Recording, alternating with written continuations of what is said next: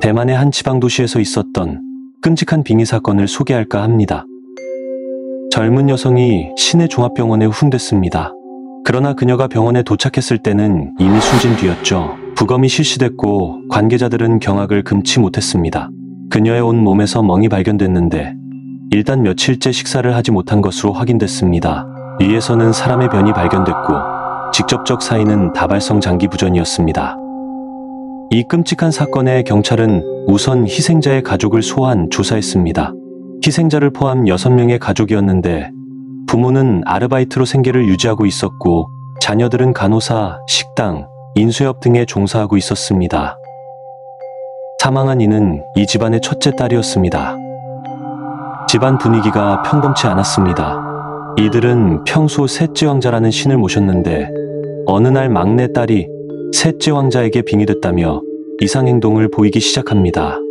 그리고 그녀는 당시 타이페이에서 일하고 있던 첫째 딸의 목숨이 위험하다며 당장 본가로 내려와야 한다고 주장합니다. 단순 주장이 아니라 난동 수준이었다고 하네요.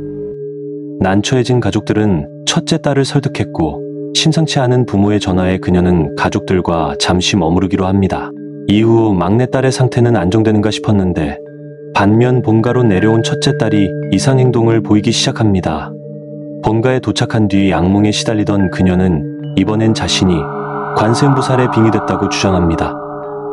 세상의 악한 기운을 쫓아내야 한다며 자신의 허벅지를 내려치는가 하면 알 수 없는 말로 난동을 부리며 부모에게 대들기까지 합니다.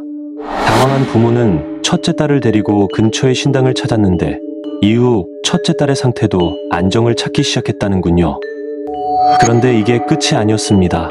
이후 가족 구성원 모두가 뭔가에 빙의된 것이었죠. 아버지는 옥황상제, 어머니는 태우, 4명의 자녀는 각각 관세음보살, 칠선녀, 셋째 왕자, 지공으로 빙의됐다고 주장합니다. 각자 진짜 신이라고 우기며 금식을 했고 스스로 오물을 먹는 등 이상행동을 합니다.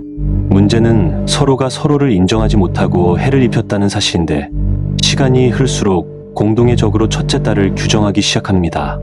가족 구성원 가운데 가장 악한 기운이 넘친다는 이유로 말이죠.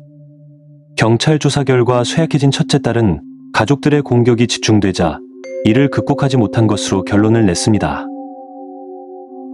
이 이야기는 지난 2005년 대만 남부 도시 가오슝에서 벌어진 우씨 가족에 대한 실화입니다.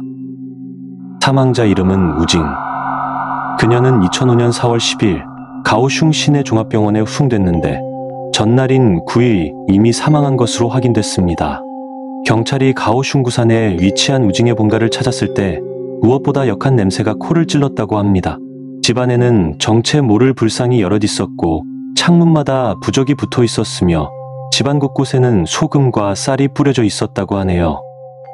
이 사건은 당시 대만 언론에 큰 관심을 모았으나 가족 구성원 간 집단 망상 장애로 판명, 법적인 처벌은 이뤄지지 않았다고 하네요. 우씨 가족들은 사건 직후 가오슝 구산을 떠났고 현재는 그 행방을 알 수 없는 상태라고 합니다.